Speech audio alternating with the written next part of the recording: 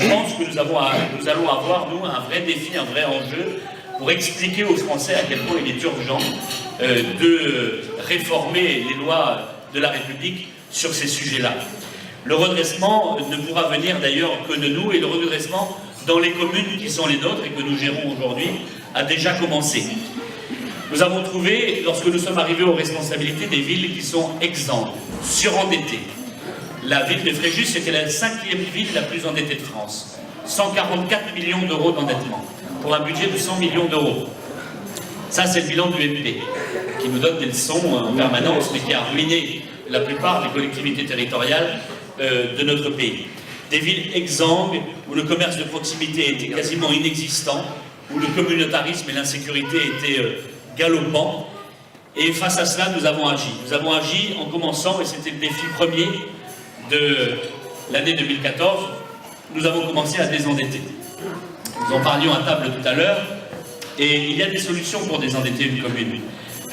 D'abord, nous nous en sommes pris aux frais de fonctionnement, qui étaient colossaux. Quasiment 60% du budget de la ville de Fréjus était du fonctionnement.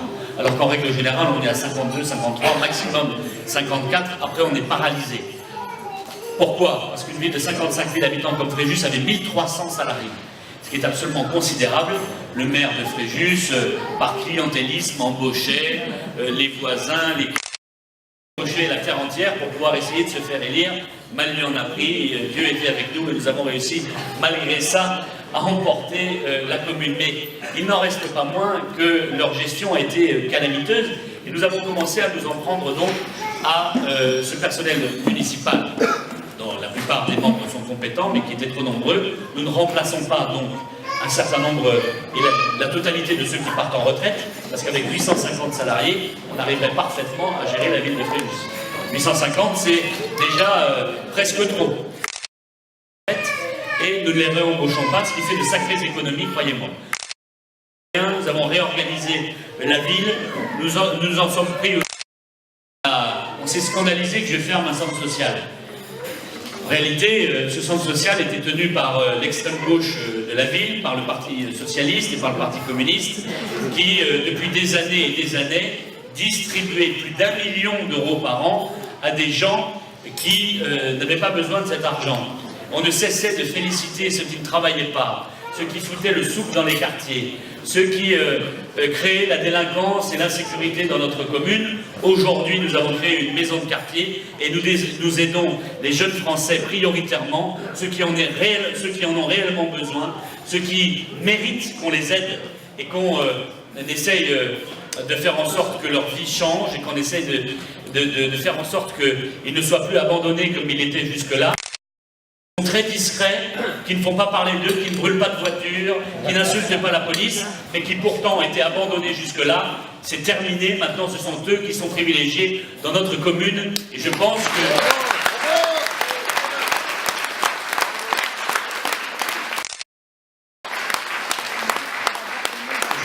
c'est ce à quoi on croit nos compatriotes. Ce que j'ai réclamé en revanche à Fréjus, c'est que les règles élémentaires de l'égalité et de laïcité soient respectées. Alors là, évidemment, ça a choqué tout le monde, parce qu'à l'UMP, à Cannes, il faut construire les mosquées avec l'argent des entrepreneurs saoudiens.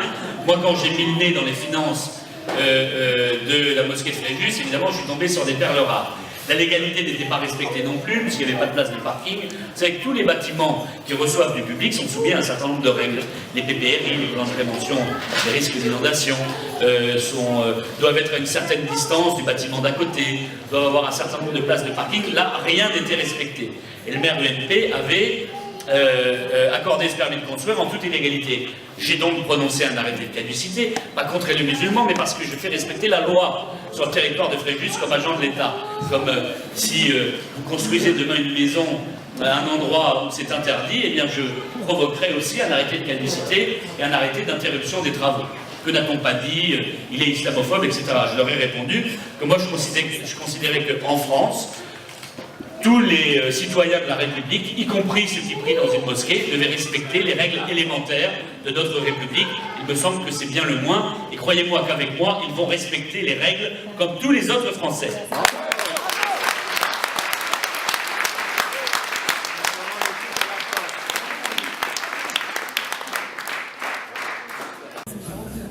Et on fait de surcroît des économies sur les collectivités territoriales. Moi, j'ai fait campagne pour les élections sénatoriales et vous savez, la plupart des maires, ils ne sont pas de droite, ils ne sont pas de gauche, ils sont surtout intéressés par leur commune. Ils sont des petites communes de 1000, 2000, 5000 habitants.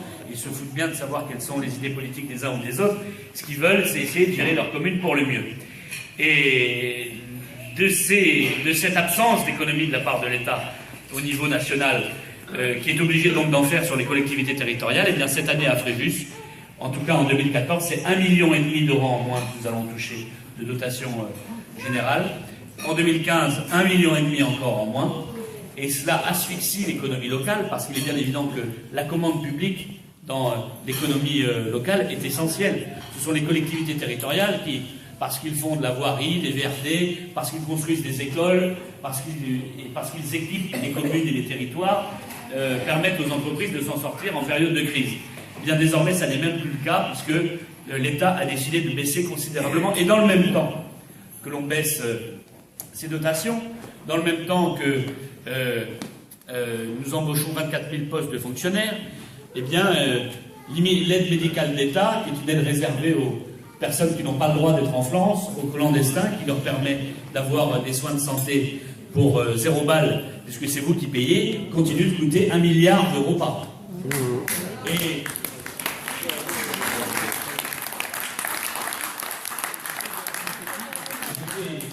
j'étais hier face au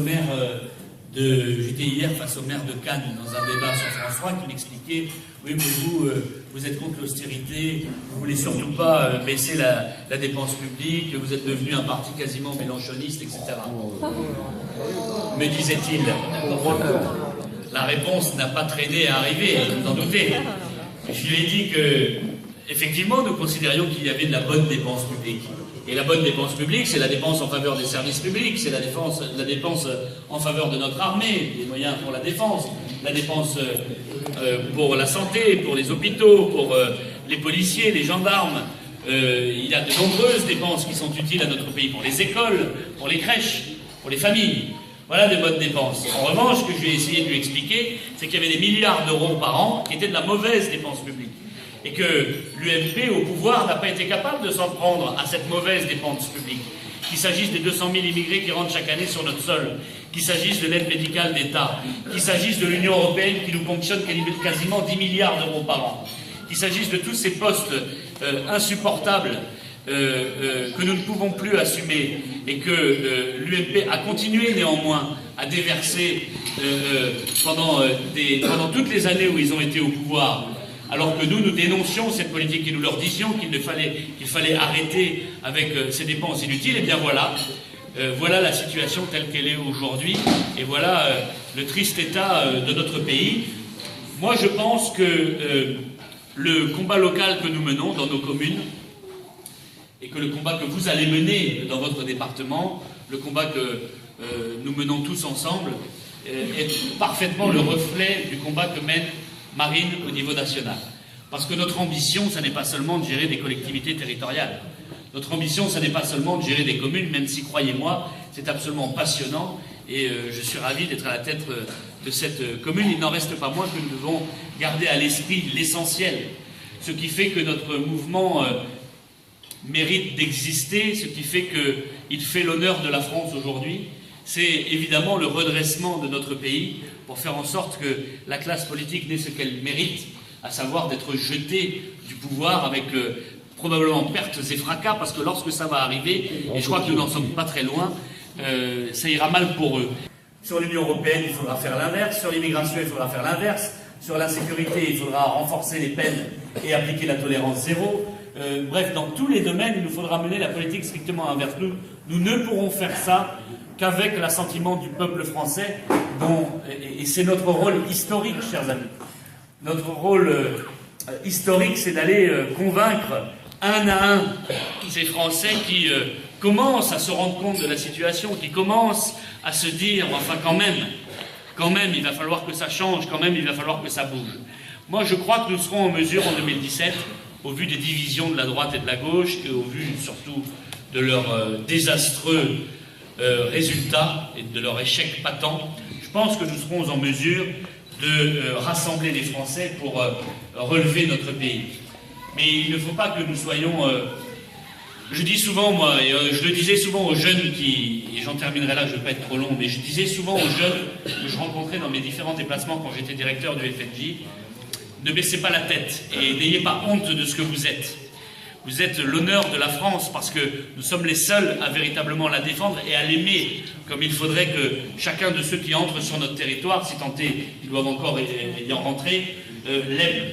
Et il est absolument essentiel de garder à l'esprit que nous sommes le seul rempart face à la destruction progressive de notre pays, à son affaiblissement, à son asservissement même, dans un certain nombre de cas, on le voit en matière de politique étrangère particulièrement.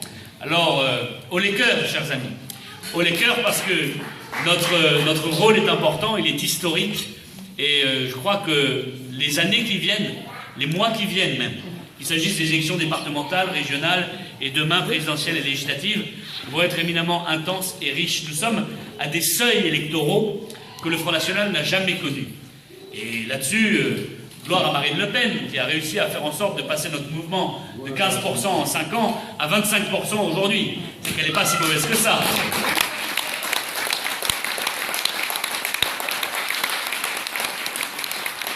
Alors il va nous falloir être à ses côtés.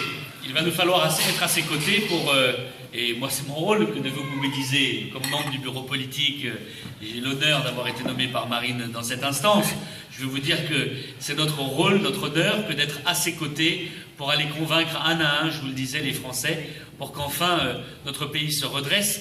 Moi, je vous souhaite bon courage pour ces élections départementales. Je sais que vous serez à la hauteur des espérances, non seulement de nos électeurs, mais encore des citoyens qui attendent énormément après nous. Et encore une fois, surtout, ne baissez jamais la tête parce que ça n'est pas à nous d'avoir honte des idées qui sont les nôtres, bien au contraire. Elles sont probablement majoritaires dans le pays.